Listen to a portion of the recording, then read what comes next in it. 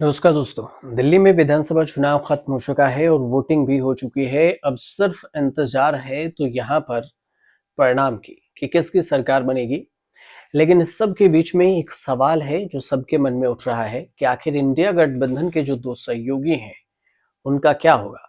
कांग्रेस और आम आदमी पार्टी दोनों मिलकर तो चुनाव नहीं लड़ी, गठबंधन नहीं बन सकी, लेकिन समाजवादी पार्टी दिल्ली में अरविंद केजरीवाल का साथ दी। तो फिर अरविंद केजरीवाल को साथ देना कहीं अखिलेश यादव को उल्टा तो नहीं पड़ जाएगा। ये सवाल क्यों उठ रहे हैं कि राहुल गांधी का साथ छोड़कर केजरीवाल का साथ देना अखिलेश यादव को भारी पड़ सकता है। कैसे पड़ सकता है, किस समीकरण से पड़ेगा, आप इस वीडियो में आराम से समझ लीजिए, एकदम आसान भाषा में।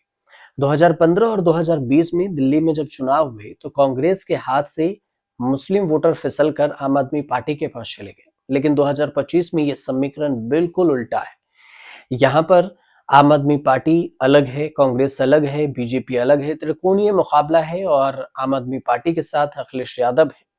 सवाल ये भी उठा कि दिल्ली में मुस्लिम वोटर आपसे ज्यादा कांग्रेस पर भरोसा करती है और अरविंद केजरीवाल का साथ जो पहले दी थी, अब मुस्लिम वोटर्स वो अखिलेश यादव के साथ आने के बाद नाराजगी भी हो गई, क्योंकि मुस्लिम वोटर्स को अरविंद केजरीवाल पर उतना भरोसा नहीं है जितना कभी कांग्रेस पर हुआ करते थे। तो अखिलेश ने क्या ऐसा नहीं कि अपनी पैर पर ही कुल्हाड़ी मार लिया और बनी हुई बात को बिगाड़ दिया हो। उत्तर प्रदेश में विधानसभा चुनाव होने वाले हैं 2027 में। इस खेल को पूरा समझने के लिए आपको दिल्ली में जो मुस्लिम वोटर्स हैं उसे समझना होगा और उसके बाद आपको उत्तर प्रदेश में जो मुस्लिम वोटर्स हैं उसे समझना होगा। दिल्ली में एकमुश्त एक तरफा वोटिंग करने वाले जो मुस्लिम समुदाय हैं इस बार कशमकश में दिखे। वो चाहे असदुद्दीन ओवैसी और राहुल गांधी के जो सियासी रैली हैं, जो तेवर हैं, उन्होंने समा जरूर बांधा, लेकिन मुस्लिम बहुल सीटों पर समीकरण को इतना बिगाड़ नहीं सके। मुस्लिम मतदाता कंफ्यूज हो गए। सवाल उठा कि इस कंफ्यूजन वाली स्थिति में बीजेपी को मुस्लिम बहुल सीटों पर अपनी जीत का क्या सॉल्यूशन मिल पाएगा और इस बार की वोटिंग और केजरीवाल के साथ आने से अखिलेश यादव पर क्या असर होगा। दिल्ली दंगों के दौरान आम आदमी पार्टी के जो रवैये थे उस रवैये को और बदलती विचारधारा, इसकी एक बड़ी वजह है कि मुस्लिम वोटर्स इससे छिटक गए। मुस्लिम वोटर्स कांटे की जो टक्कर वाली स्थिति में आ गए। अब दिल्ली में 13% मुस्लिम वोटर्स हैं, जिसमें 12 सीटों पर 30 से 50% तक में ये मायने रखते हैं। 2020 में मुसलमानों ने एकजुट होकर आम आदमी पार्टी के पक्ष में वोट किया था दिल्ली में, लेकिन इस बार एआईएमआईएम ने सिर्फ 2 उम्मीदवार उतारे, ओखला और मुस्तफाबाद सीट पर। दोनों ही कैंडिडेट दिल्ली दंगे के आरोपी हैं और जेल में बंद हैं। अंतरिम जमानत पर रिहा होकर प्रचार किए। कांग्रेस के 7 और आम आदमी पार्टी के 5 मुस्लिम कैंडिडेट दिल्ली विधानसभा चुनाव में उतरे और इस तरह बीजेपी को छोड़कर सभी दलों ने मुस्लिम बहुल सीटों पर पूरी ताकत झोंक दी और उन्हें लुभाने के लिए हर संभव प्रयास भी किए।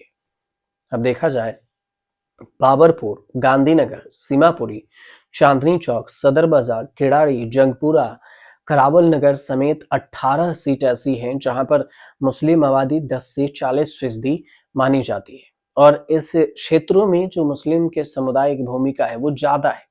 दिल्ली में लंबे समय तक मुस्लिम कांग्रेस का परंपरागत वोटर हुआ करते थे, लेकिन 2015 और 2020 में ये आम आदमी पार्टी के पक्ष में वोटिंग करने लगी और इसके चलते मुस्लिम बहुल सीटों पर कांग्रेस अपनी जमानत भी नहीं बचा सकी। लेकिन इस बार कुछ उल्टा है। आम आदमी पार्टी सभी मुस्लिम बहुल सीटों को जीतने में पिछली बार सफल रहे, लेकिन इस बार नहीं हो सकेगा शायद। 2020 में सीएए एनआरसी आंदोलन के चलते नॉर्थ दिल्ली में जो दंगे हुए उसमें मुस्लिमों को भरोसा था कि आम आदमी साथ देगी, लेकिन मुंह भंग हो गया, नहीं साथ दी, नाराजगी हो गया, मुस्लिम वोटर नाराज हो गए। हो सकता है बीजेपी के साथ जाए या कांग्रेस के, लेकिन आम आदमी पार्टी के पक्ष में नहीं दिखे। दिल्ली में मुस्लिम बहुल सीटों पर मुस्लिम मतदाता इसी कंफ्यूजन में रहे। अब बात करते हैं उत्तर प्रदेश में अखिलेश को कैसे नुकसान होगा। तो देश में मुसलमानों की करीब जो आबादी है वो 16.51%। यूपी में अगर देखा जाए तो 20% मुसलमान है, 3 करोड़ 84 लाख। देश के किसी राज्य में सबसे ज्यादा मुस्लिम आबादी अनुपात के हिसाब से असम, बंगाल, केरल के बाद यूपी चौथा नंबर पर है। असम में 34% है, तो जम्मू कश्मीर में 68, केरल में 26.6% जो राज्य की आबादी है उस हिसाब से, बंगाल में 27 और यूपी में 20%। बीजेपी राज्य में मुस्लिम सियासत की अगर देखा जाए तो फिर 80 लोकसभा सीट में और 403 विधानसभा सीट को लेकर इसमें से लगभग एक तिहाई यानी 143 विधानसभा सीटों पर मुस्लिम वोटर्स प्रभावी हैं। 43 सीटों पर ऐसा असर है कि मुस्लिम उम्मीदवार यहां अपने दम पर जीत हासिल कर सकते हैं और इन्हीं सीटों पर मुस्लिम विधायक बनते हैं। और जो पुलिस की जो सियासत है उसमें मुस्लिमों का प्रतिनिधित्व तो उनकी आबादी के तुलना में हमेशा से कम रहा भी है।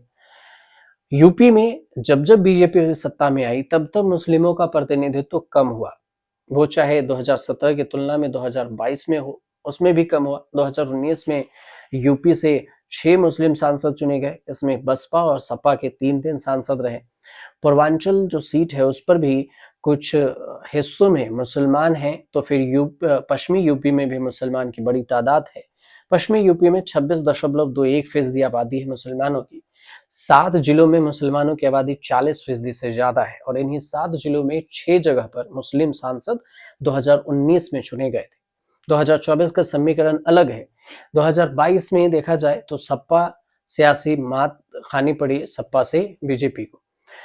अब जो विधानसभा चुनाव में देखें तो सियासी मात जो सपा को दी थी उसमें बीजेपी जीत गई, सपा हार गई।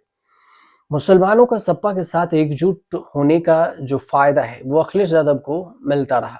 सपा 47 सीट से बढ़कर 111 सीटों पर पहुंच गई, लेकिन ये आंकड़े बदल गए। सीएसडीएस की एक रिपोर्ट कहती है कि 83% मुस्लिम सपा के साथ थे। बसपा और कांग्रेस के मुस्लिम उम्मीदवारों को भी मुसलमानों ने वोट नहीं किया। असदुद्दीन ओवैसी की पार्टी एआईएमआईएम को भी मुसलमानों ने नकार दिया और इतनी बड़ी तादाद में मुस्लिम समुदाय ने किसी एक पार्टी को 1984 चुनाव के बाद वोट किया था। लेकिन इस बार क्या कुछ समीकरण होगा, तो क्या मुस्लिम वोटर्स अखिलेश यादव जिस तरह से अरविंद केजरीवाल के साथ है तो अरविंद केजरीवाल पर से जैसे भरोसा टूटा है वैसे क्या उत्तर प्रदेश में होगा? ये सवाल इसलिए उठ रहे हैं कि अखिलेश यादव अरविंद केजरीवाल का साथ दिए, कांग्रेस का साथ छोड़ दिए। हालांकि क्या कुछ होगा ये जब चुनाव होंगे तब पता चलेगा। फिलहाल जो समीकरण बन रहे हैं उस हिसाब से हमने आप तक ये वीडियो पहुंचाई है। अगर आपको अच्छे लगे तो चैनल को सब्सक्राइब कीजिएगा, शेयर कीजिएगा, कमेंट कीजिएगा।